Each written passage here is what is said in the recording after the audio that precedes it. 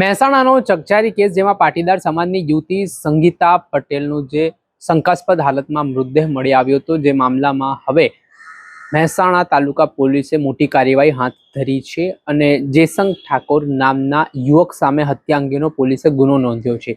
ત્યારે તપાસમાં શું ખુલાસાઓ થઈ રહ્યા છે, કઈ બાબતોના આધારે પોલીસે ફરિયાદ નોંધી છે, વિગતે વાત કરીએ।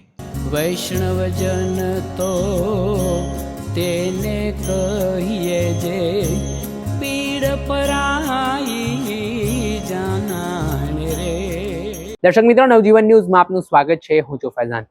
વાત કરીએ તો મહેસાણા જિલ્લાના મહેસાણા તાલુકાના રામોસણા ગામમાં આજથી થોડાક દિવસ પહેલા પાટીદાર સમાજની યુવતી સંગીતા પટેલનો એક ગામના તળાવમાંથી શંકાસ્પદ હાલતમાં મૃતદેહ મળી આવ્યો હતો।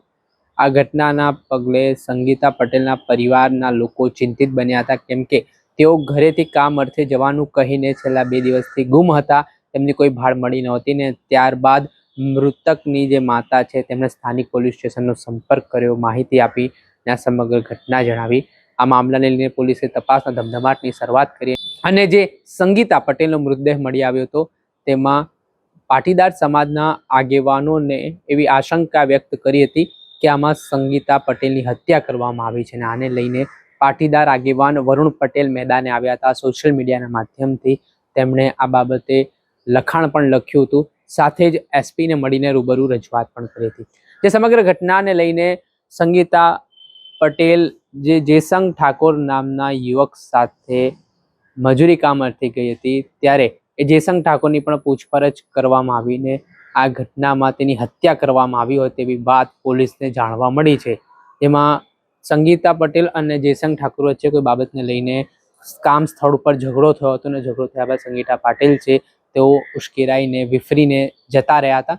ત્યારે આ ઘટનામાં એક ગામમાંથી જે મૃતદેહ મળી આવ્યો હતો, જેમાં આ મૃતદેહ તળાવમાં તરી રહ્યો હતો, ત્યારે હત્યાની શંકાના આધારે પોલીસે હવે જેસંગ ઠાકોર સામે હત્યા અંગેનો ગુનો દાખલ કરીને આગળની તપાસ હાથ ધરી છે। આ મામલે શું કહી રહ્યા છે મહેસાણાના ડીવાયએસપી હાર્દિક પ્રજાપતિ, તેમને સાંભળો।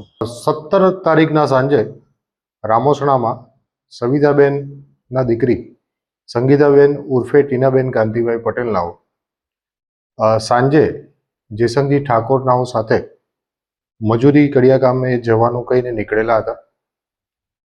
જેઓ પરત ન થતા 21 તારીખે તાલુકા પોસ્ટે પરિવાર દ્વારા જાણ કરવામાં આવેલી કે અમારી દીકરી સંગીતાબેન નાઓ જેસંગજી સાથે નીકળેલી છે ને અત્યાર સુધી પરત થયેલી નથી।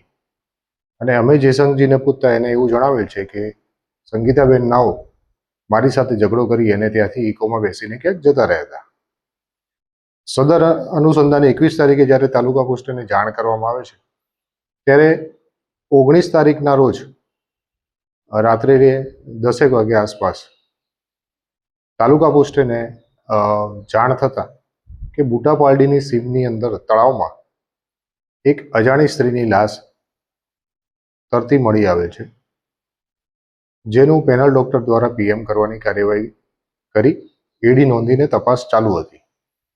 જેથી 21 તારીખે આ પરિવાર જતા પોલીસે 19 તારીખે મળેલી સ્ત્રીની લાશના ફોટા વગેરે ઓળખ કરાવતા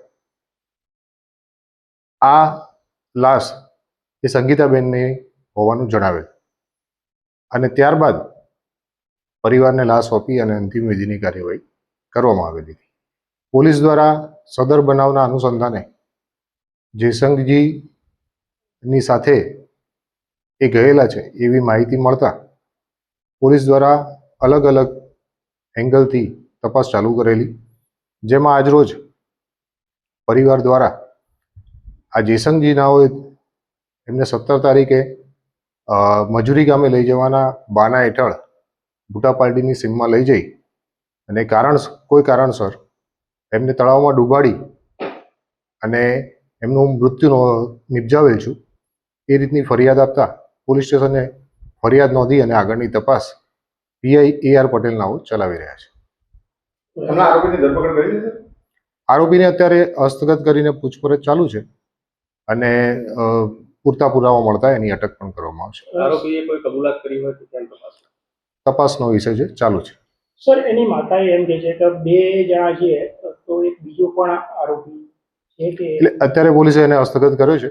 તપાસની અંદર એના રિમાન્ડ પણ લેવામાં આવશે. અટક કર્યા બાદ જો કોઈ હકીકત જણાશે તો એ દિશામાં પણ પોલીસ તપાસ કરશે. જેસંગીની જે ઘટના સ્થળથી મોટાપાટીના તળાવ આગળથી ટેકનિકલ કોઈ પુરાવા મળ્યા છે? એ હજુ અમારા પીઆઈ તપાસ કરી રહ્યા છે.